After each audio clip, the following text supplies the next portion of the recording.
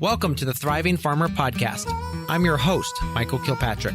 Our mission is to inspire, educate, and celebrate sustainable farming. We believe that you can build a profitable, sustainable farm that gives you true farm freedom.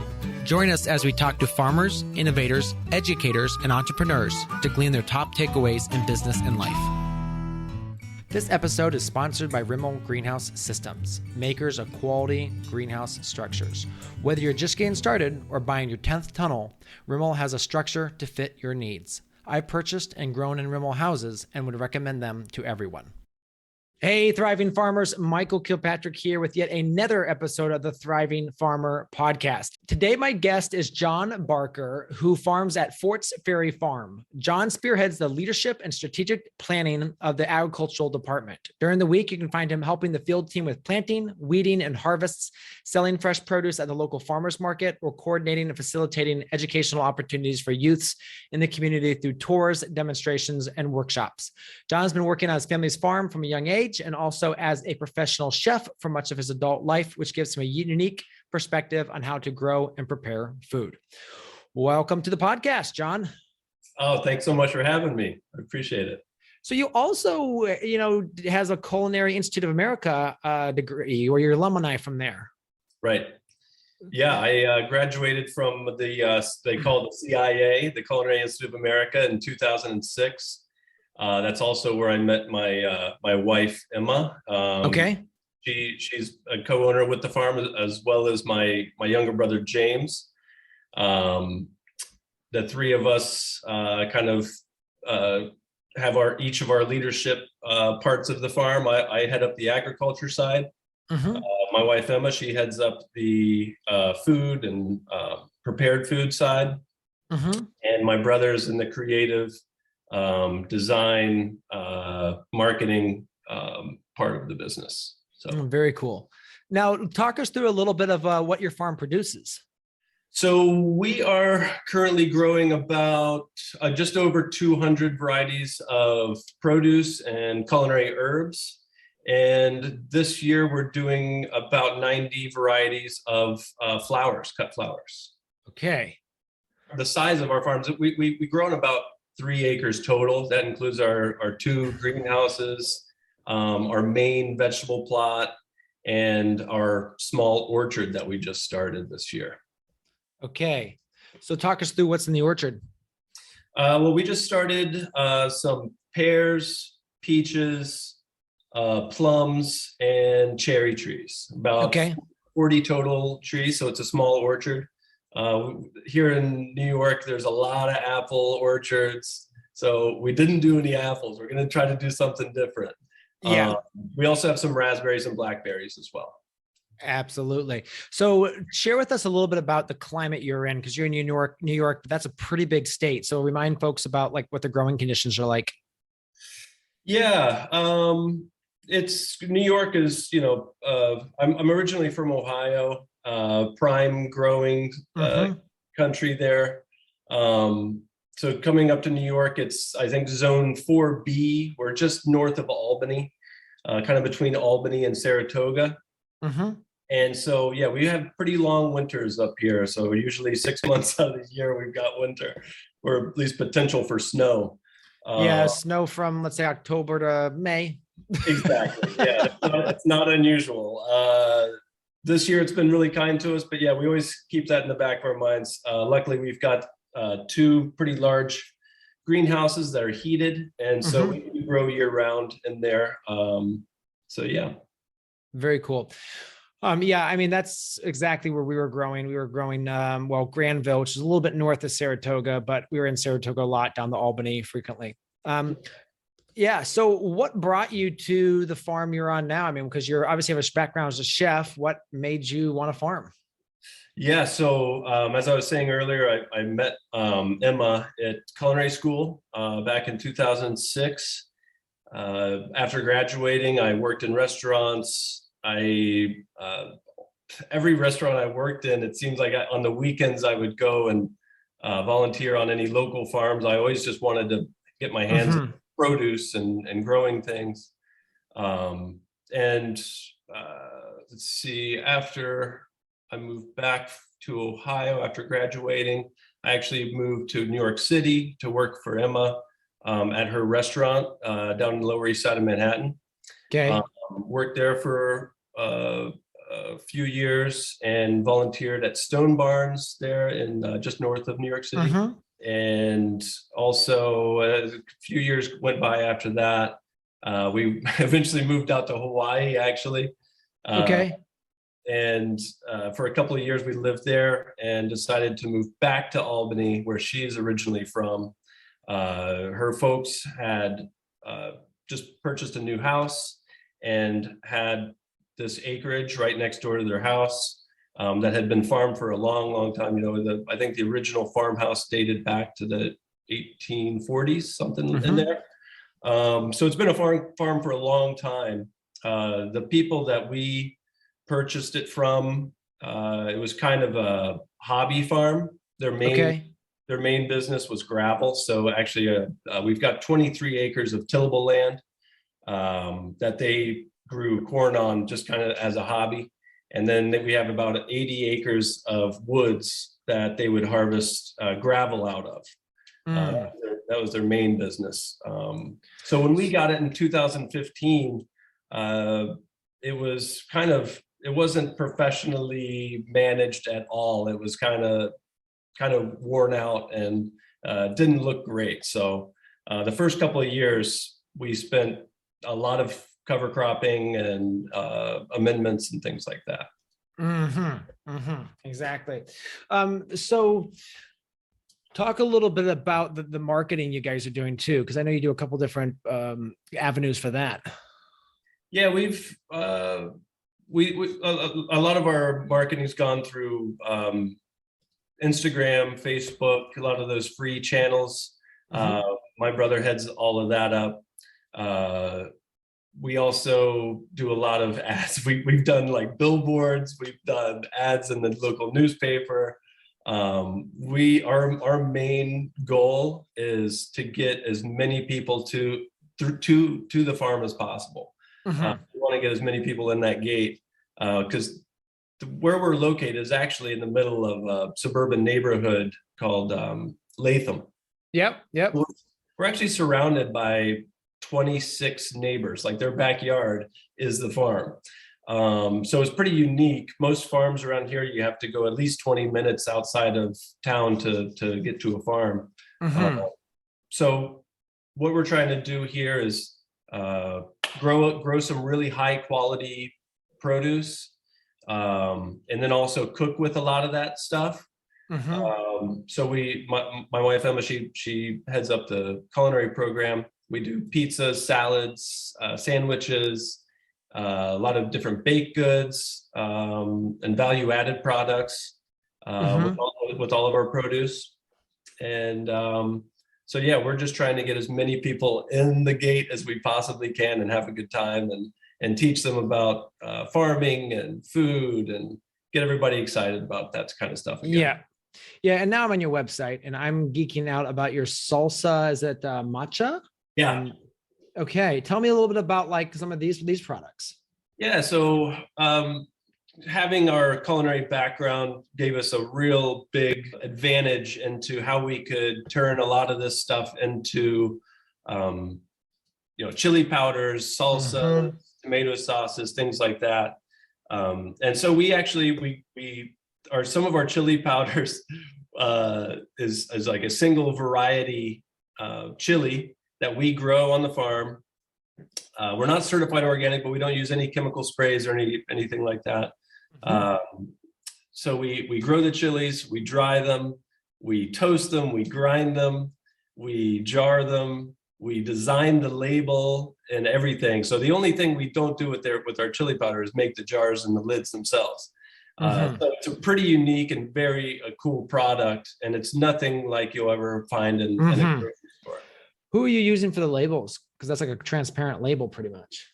Yeah, we just went online and found that was a little bit of a learning curve, figuring out how do we print these things, where do we get these labels. But we find all that kind of stuff online. We design them all in-house, which I think is pretty unique and interesting. Yeah, like on Canva. Yeah. Very cool. So then do you grow a specific chili for this? Yeah, so the specific variety is called Leutschauer. It's a Hungarian variety of chili, and it's grown for paprika, smoked paprika in Hungary. And we've grown it as actually from our very first year. There's only about 10 varieties that we carry on each year that we love so much. And the Leutschauer pepper is definitely one of them.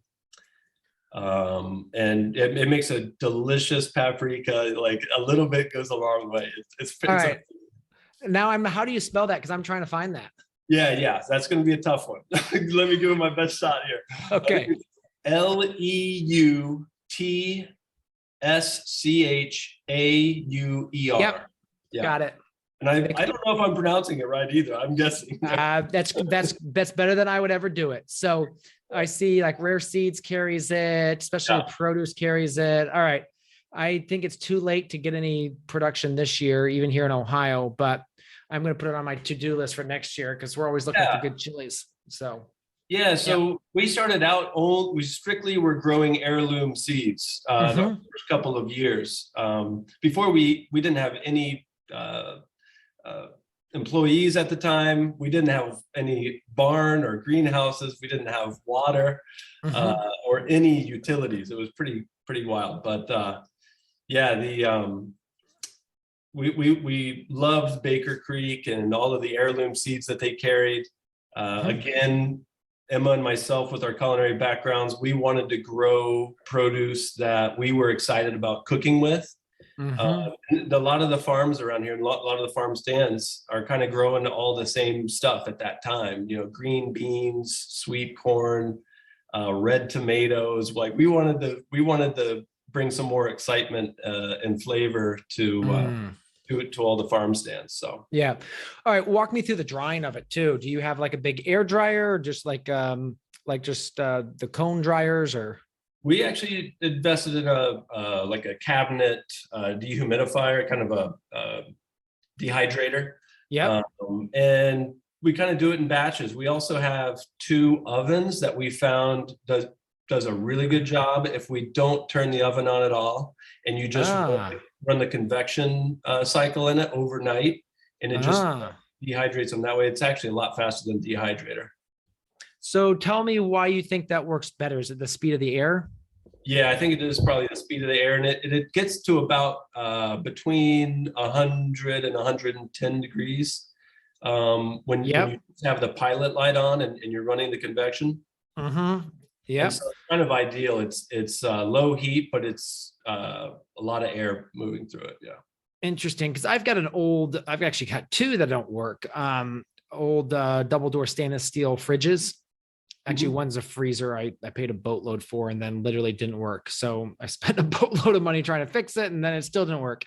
So I was thinking of taking that cabinet and going ahead and using that for a dehydrator, and just putting a big fan in there, and maybe actually a little dehydrator might be nice in there too. Just a regular like dehumidifier, like just get like a small dehumidifier.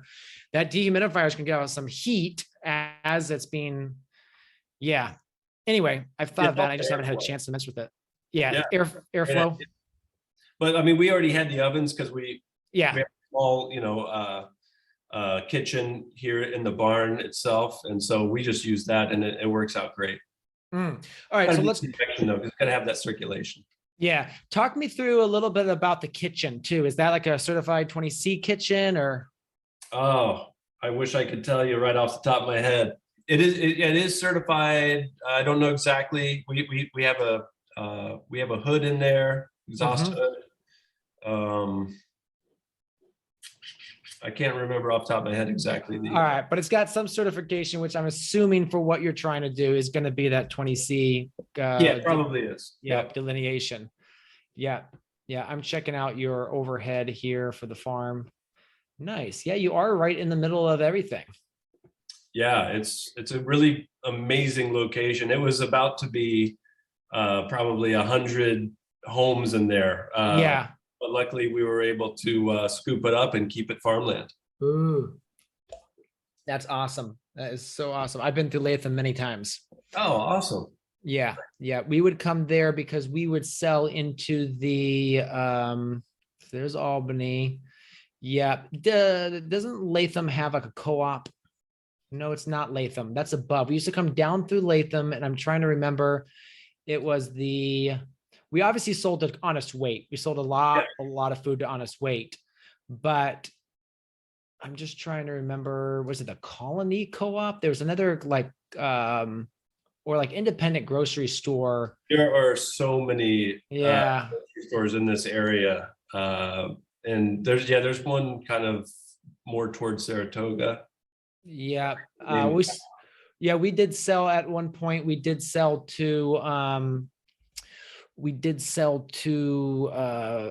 the fancy grocery store in Saratoga. It was in Burlington, then it came to Saratoga.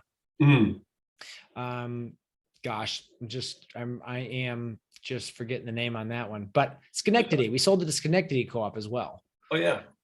Yeah, so we would do the delivery run would be Schenectady down into Albany to the Honest Weight, and then back up to the market up there. So right through Latham. But Very cool. Awesome. Yeah, and you guys are close. You're actually from Ohio. You're in Ohio now.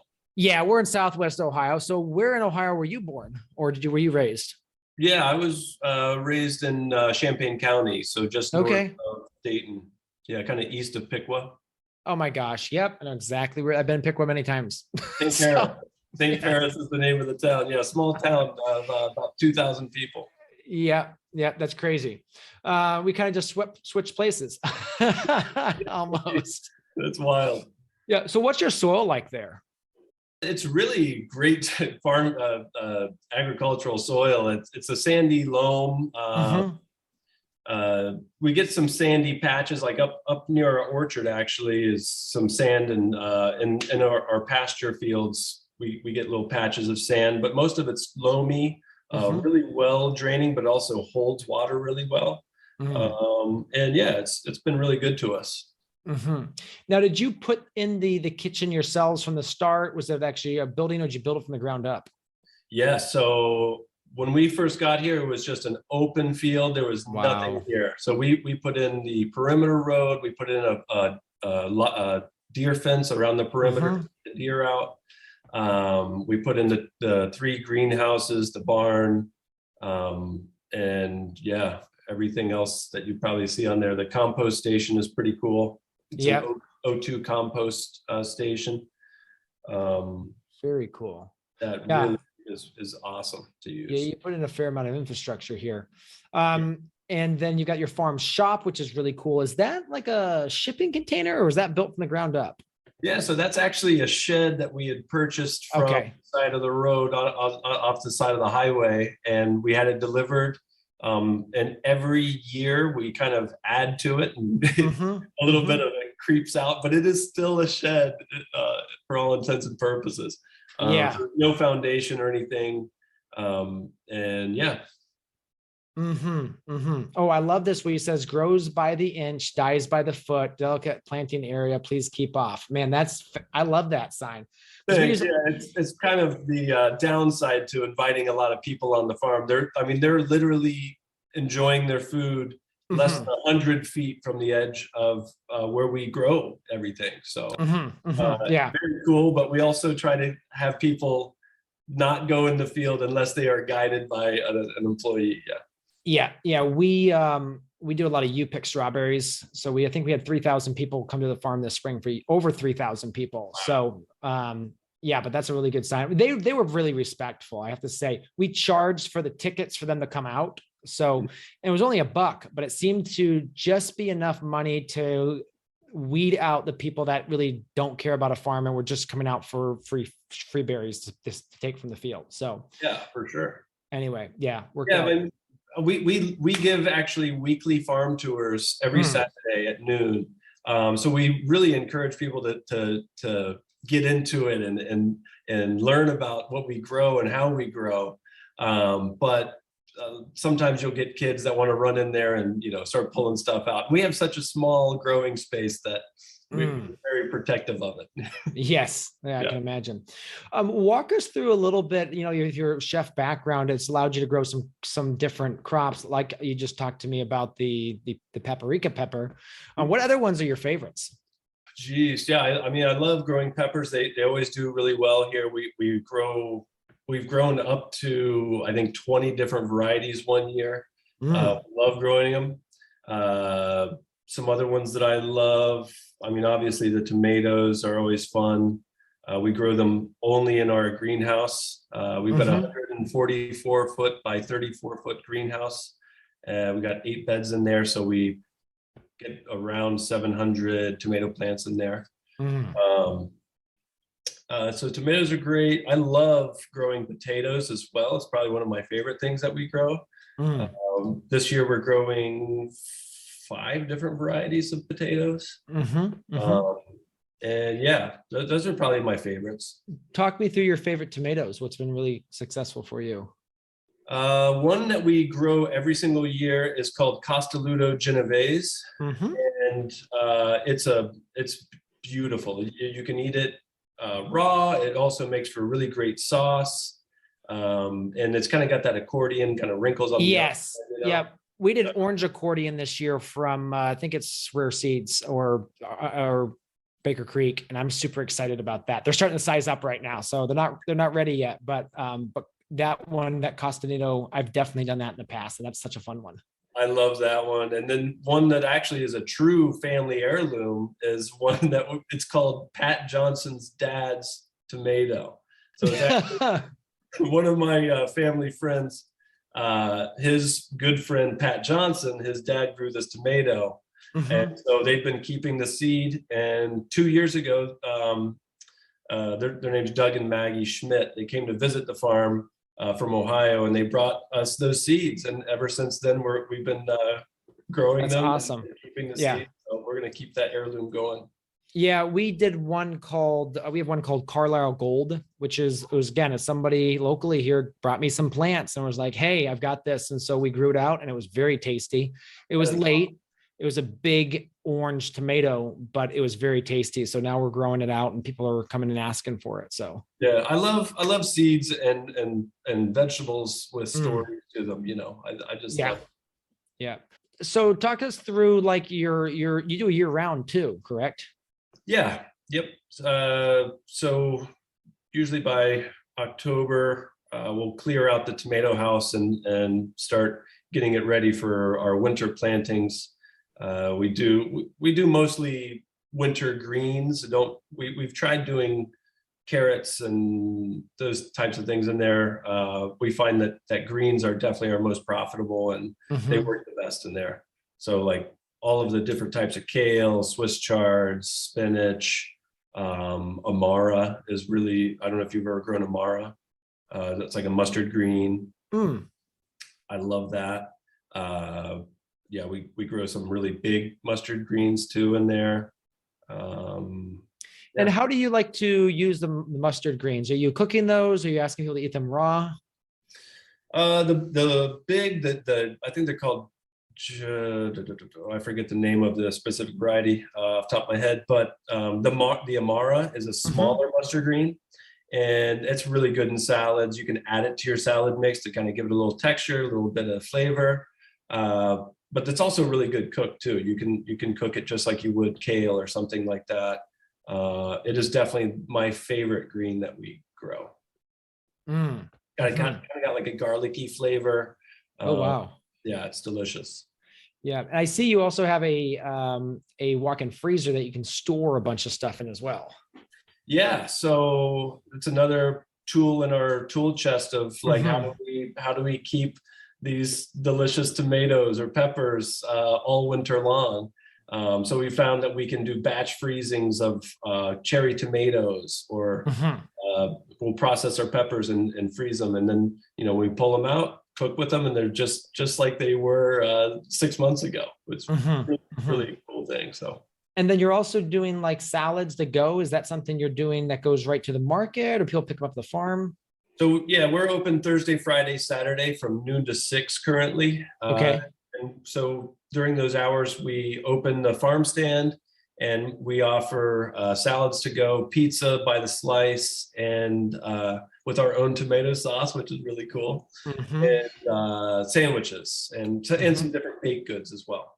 Very cool. Now with the this tomato sauce, what varieties are you putting in that? Is that Costo, that one, or are you using any other tomato varieties? So we've in the past we've tried some different blends because we're trying to utilize everything. We don't want to put anything in the compost pile if we can't help it. So in the past we've tried using a blend and trying to figure that out, and it's never quite right. Like, just some of those tomatoes that you put in there are just not meant for sauce, and that's okay. So yeah, for our tomato sauce, we grow like the Roma, the Amish paste, and the Castelludos for our sauce. Castelludos, okay. Yeah. Very cool.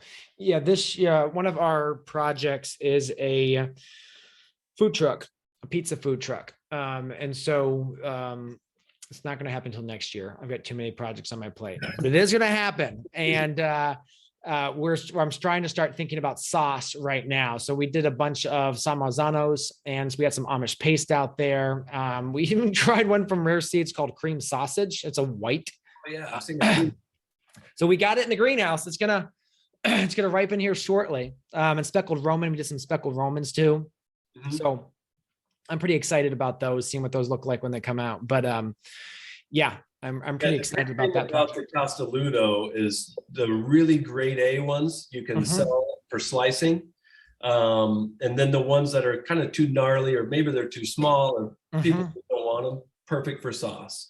Whereas I found like the San Marzano or the Page type, they're really only good for sauce. I like kind of like the flexibility of. All right. Well, I'm gonna have to add it to plant next year. That's awesome. Let's talk about your marketing here. So I know you're doing some social media. Your photography on your page is fabulous, and is that you said that your brother does that?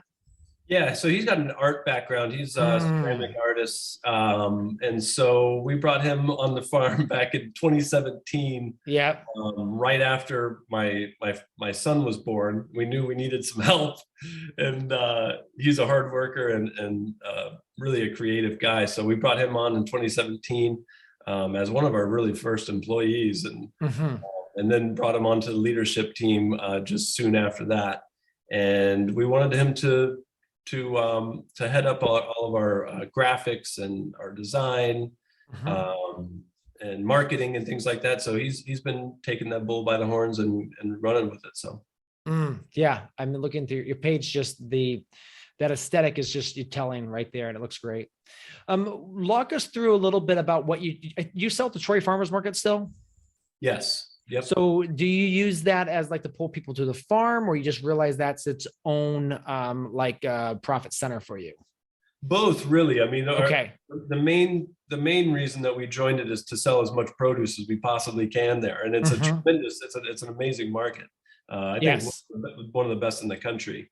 They get a lot of people rolling through there, and they are professional market shoppers. And some really great farms that join it. So yes, you got some great competition there. Yeah, it's an awesome market. If anybody's ever in the area, please check it out. But the other upside is, when you have those thousands and thousands of people walking through this market, we can cross promote. We have flyers, we have matchbooks that we have personalized with everything. So we always very cool. Hand out kind of cross promotional stuff again to like encourage people to come to the farm. And yeah. Very cool. Very cool. Hey, thriving farmers, do you know that you are already standing on the key to bigger yields and better profits? To help maximize your yield and profit potential, look beyond the standard fertility options. Choose Ultra by AgriGrow. Ultra is an OMRI-listed soil prebiotic technology designed to develop the native microorganisms in your soil. AgriGrow's prebiotic technologies are engineered with the users in mind. Ultra is easy to use and has great tank mixing abilities that won't clog or mess up sprayers or injectors. It also does not require refrigeration like many other probiotic formulas available on the market. In December of 2020, I was introduced to AgriGrow. At first, I was a skeptic, but I was able to check out their production facility and meet the owners and staff. This company is great. Over the last year and a half, I've run several different trials using their products, and I'm really impressed with the results that I see. I've seen my soil texture improve during cultivation. I've seen decade-old heirloom corn germinate for the first time. My $6 cost of Ultra boosted my strawberry fields dramatically. AgriGrow is offering a 10% discount to all Thriving Farmer listeners. Simply use the coupon code THRIVE when you check out at smallfarm.solutions. Again, that is THRIVE for a 10% off discount on your first order. What about your, so like the prepared foods? I see you doing that. We talked a little bit about that. Are you growing specifically for that? Is it one of those things where, whatever you have, you just use? Is it a combination of the two? How have you kind of like developed that program? Yeah, it kind of, ideally we would do a lot more planning and figure out exactly the stuff that we want to grow specifically for those value-added products. We haven't really taken the time to do that yet, just because it does take so much time. We usually start working on our crop plan in November of the previous year, and try to get seeds ordered by no later than middle to late December. So you can imagine it's hard to plan as a chef that far ahead. That's one of the things that we learned early on when we first started growing. We really wanted to grow chef quality produce. We wanted to work with chefs, work with restaurants, because we have that background. But we also understand that chefs don't want to plan that far ahead, months and months ahead. So really a lot of our stuff, it's like still really culinary focused produce. And then we give it to the kitchen team, and they do their magic with it. So ideally, maybe in the future, we'll figure out a way to plan ahead that far. But currently, no, it's kind of on a whim. Yeah. But I mean, with your background in culinary, it's just like, well, I could do this with this, and it just turns into something awesome, I'm sure. Yeah, exactly. And the main thing is flavor. We want it to taste as good as possible. The second thing is, you want it, when you put it out on a plate, you want it to look beautiful. So you want to get as many different shapes and colors on that plate as possible. So those are the really important things to a chef, for sure. Now you have a big team too. Talk to us through kind of like what it's been like to build that team and to just, build a cohesive group of folks that are all working on the same thing together. Yeah. So in 2018, we first started hiring. That's, like I said, just after my son was born. And so we knew we needed some help. And we started hiring people that just kind of didn't really have any business plan set in place per se. We certainly didn't have like a mission, vision, and values at that point. It was just like, we're growing stuff, we need help, And we found that was really hard to maintain, because we just had to hire new people every single year. And we didn't really know the type of people that would work well for us. At least we didn't have it in writing. So actually the winter of 2019, Emma, myself, and my brother James sat down, and we established our mission, vision, and values statements. We brought on an HR team actually to help us like find the right type of employees that would fit well with us. And that was one of the biggest things that we've ever done as a business. Establishing and understanding the type of people that work well here, and that fit in with our values. And so what did that process then look like? Were you going out and putting out specific job announcements for specific types of people, or when people came in, you just knew how to then select what you could realize would work based on, interacting with those applicants? Yeah, so it's really, once you establish that core mission, vision, values, then you can totally communicate that with the potential candidate. And some people aren't into the same stuff that we're really passionate about, and that's fine. But yeah, since we had implemented that, we have an awesome team of absolute professionals. As far on the farm side, I can speak to that. My farm team, my farm manager, Ivana, is a professional farmer. She went to school for this. I did not. She knows how to gather data and set up spreadsheets, where I was just doing the stuff on a notepad, drawing out the farm and the field and writing in names and things like that, where she's doing it all on a computer. She is absolutely brilliant.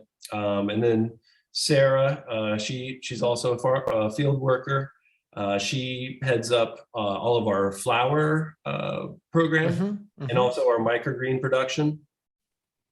And then we've got 2 seasonal openings for people that do want to work seasonally. And there's always potential there to work year round as well if it's the right fit.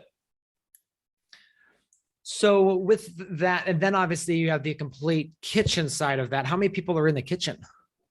So the kitchen crew, and I kind of fold in the kitchen and retail because they are we've got Emma, Shannon, Matt, Dylan, and Sean as our kitchen team. So it's five total in the kitchen and front of the house, kind of back of the house combined. So we've got Sean, who focuses on baking and pastries. So we do like cookies and breads and all these really cool, unique, amazing baking program. And then Matt and Dylan are on the culinary side, the savory side, developing all the cool foods out of there. And then Shannon is a public interface. So she runs the retail portion of the farm stand. I'm here at a post. I think it's October 29th, and you're showing a picture of a pizza that's got fresh basil on the top. I don't know if it's parsley on the top or maybe cilantro.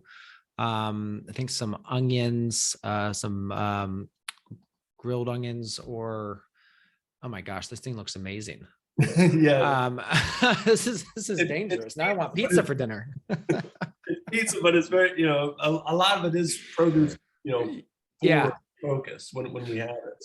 So do you have a pizza oven, or like how do you cook the pizzas at the location? Yeah, so last year actually we kind of just did it. It kind of came to us accidentally. We're like, let's cook pizzas this weekend, and we had a little outdoor wood-fired pizza oven, but it was only about 4 feet wide. You could only maybe 3 pizzas in there max at a time. But we ran with that, and it did really well. People loved it. So we knew we had something there. So going into the winter, we knew that we wouldn't be able to necessarily be cooking out of this wood-fired pizza when it's freezing, obviously. So we changed up the style of pizza. Now it's more of a like a focaccia based dough, and then so it's sheet tray size, and then we cut it into squares, and we do it by the slice. So it's a different style than the wood fired, but people really like it too. Absolutely. Very cool. Let's talk a little bit about starting the farm, because I know starting farms is always a challenge, and there's a lot of moving pieces trying to figure things out. Talk us through that process. What was that like? It was insane, actually. I had no idea what I was getting myself into. Luckily, through my connections that I made volunteering at Stone Barns, I was put in touch with an amazing farmer. His name's Zach Wolf. I know Zach. Oh, okay. Awesome. Yeah, I've met him. I mean, it's not like we're really close friends, but yeah, he and I have, I know who he is, and we've met before. Yeah. So we kind of contacted him and used him as a consultant to kind of help us get started here, because it was a big time learning curve.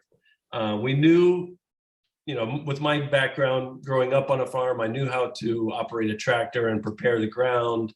My mom always had vegetable gardens growing up, so I knew how to basically start seeds, but I needed to scale it up. So we brought Zach on as a consultant to kind of get us started, and it was hugely beneficial. Just like understanding how to design irrigation, how, like, where do I get equipment, what kind of equipment do I need for this scale of farming.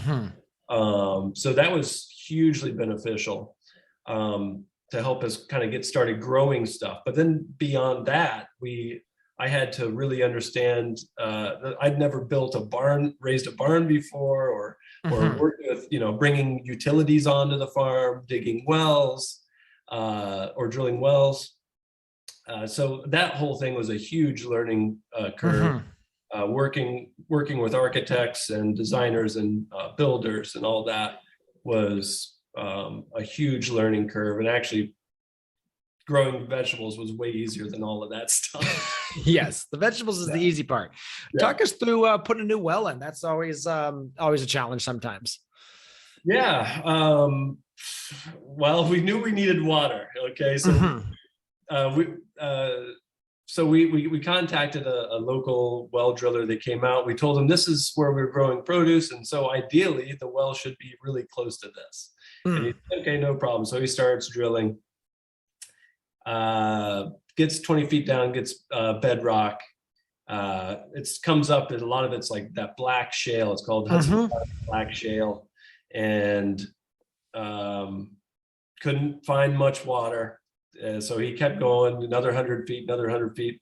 Finally, we go down 500 feet, this for our first well, and only could get about 1.5 gallons per minute. The well driller said, just exercise the pump, maybe it'll start to flow more. Gosh. And at that time we didn't have electricity on the farm. So I got a generator out there pumping this well a couple of times a week. And still, after a few months of that, still no more water than about 1.5 gallons, maybe 2 gallons a minute, which is just not enough. What was the total depth they went down? 520 feet. So 500 feet of shale. Wow. Yeah. Wow. Yep. Yeah. Not good. That was a huge learning experience. And I understand now that, once you get into that Hudson Valley Black Shale, it's really going to be hard to find cracks and fractures in that type of rock. And so I probably should have stopped at about the first. Yeah. Were you paying by the foot? Yeah. Oh, that was like $5,000. So then did you drill another well? Because you need more than 1.5 gallons a minute. Yeah. So after that, the good thing was we did have 500 feet of a well. So, that's a pretty good amount of water. I don't know how many gallons. Yeah. Storage. Good storage. But eventually, actually, the well had collapsed in on, after exercising it. Yeah. The well collapsed in on the pump. Oh, wow. Didn't retrieve it. So I kind of gave up on that whole idea of being frustrated with that. And we actually use municipal water. Okay. Now, do you have a specific commercial tap? Or are you paying by the gallon? We pay by the gallon, but a lot of our stuff, like I said, we do use drip irrigation for the most part, and we use for part of our field we use a bed shaper mulch layer that lays down the black biodegradable plastic film. So that really helps, and like I said, our soil really does a good job of holding water. So the water bill, actually, you'd be really surprised. It's pretty nominal, all things in. Okay. Very cool. I know the challenges of when we were up at upstate, we drilled 700 feet. It was the dry hole. They fracked it. They got 5 gallons a minute, and that helped, but it still was really challenging. Coming from the Midwest, I'd never even, I don't know. It's easy to find water there, but it's a totally different type of stone, I guess. Yeah. So like where we are right here in Ohio, we're one of the top 5 aquifers in the nation, and 20 feet down is water. And then 50 feet, and you've got as many gallons. Like we're going to be pulling 100 gallons a minute here from the well we're putting in. Amazing. It's very different than, but here's the thing, 3 miles away, there's no water to be found. It's because we're in this Miami Valley aquifer. Right. So that was one of the things that we, when we were looking for land, we were like, we need to have unlimited water. And so that's why this checked the box. Sure. That's awesome. But municipal water in one aspect is great because you never have to think about maintenance and stuff. It just shows up and you open any tap and there it is.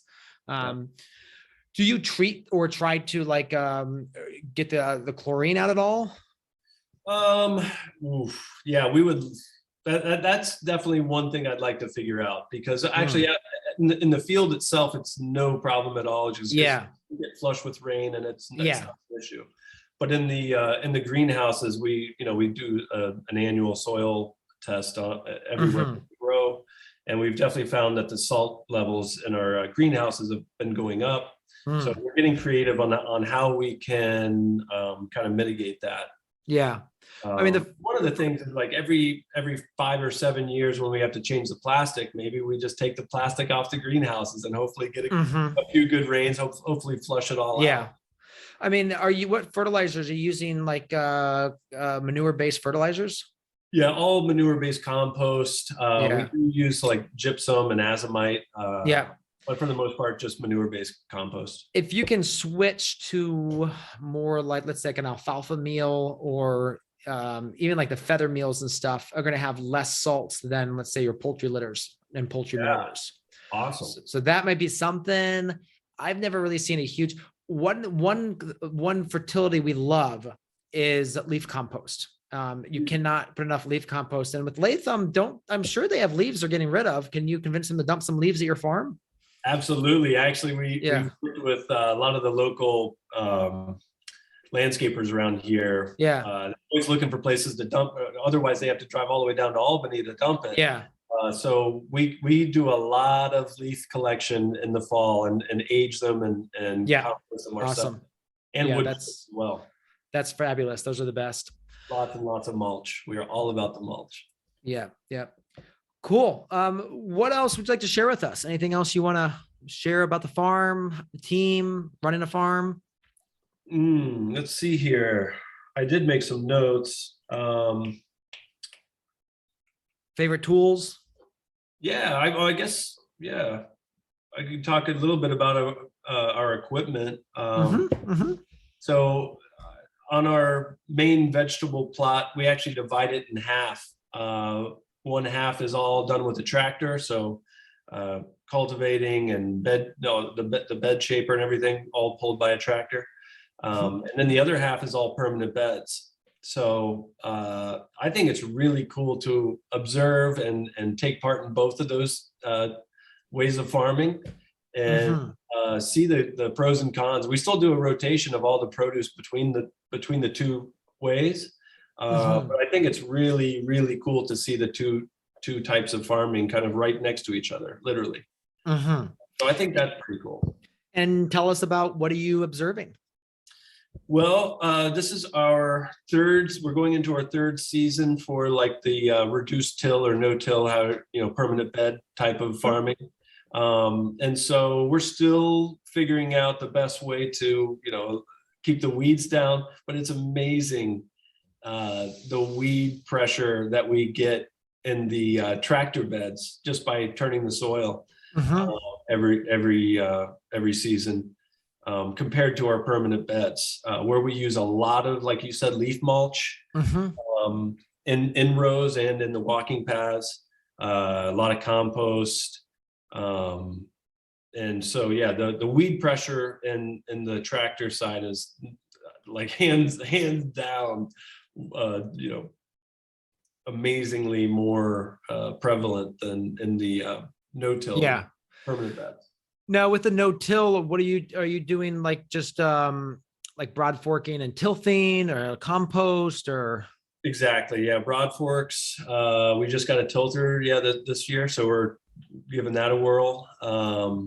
And just a lot of compost. Every time we flip a bed, more compost goes in, and then tilther and seed right into it or transplant. and it's been working out really well. And it's really cool the way that we have it set up. Our tractor beds are 150 feet long, and then our permanent beds are, we do 50-foot beds succession. And so that many more beds gives us a lot more flexibility in the permanent beds, where we can move stuff around, the crop rotation, stuff like that. It makes it much more complex too, I think. But gives us a lot more flexibility as far as rotating and things and successions. Very cool. Yeah. So with the tractor, are you doing the biodegradable mulch with drip tape underneath, or? Yeah, exactly. We work with the company Rainflow. I think they're out of Pennsylvania. Yep. Yeah. And they're an awesome company. I love working with them.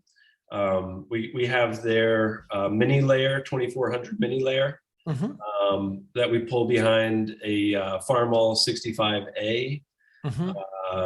And yeah, it lays down the biodegradable plastic film, shapes the bed, and lays down the drip line all in one pass. So it's super, super efficient. I can lay down a bed and 150-foot long bed in less than 10 minutes and go to the next one. So it's really quick. But the downside is one solid rain you get, and then you're going to get weeds like you can't believe.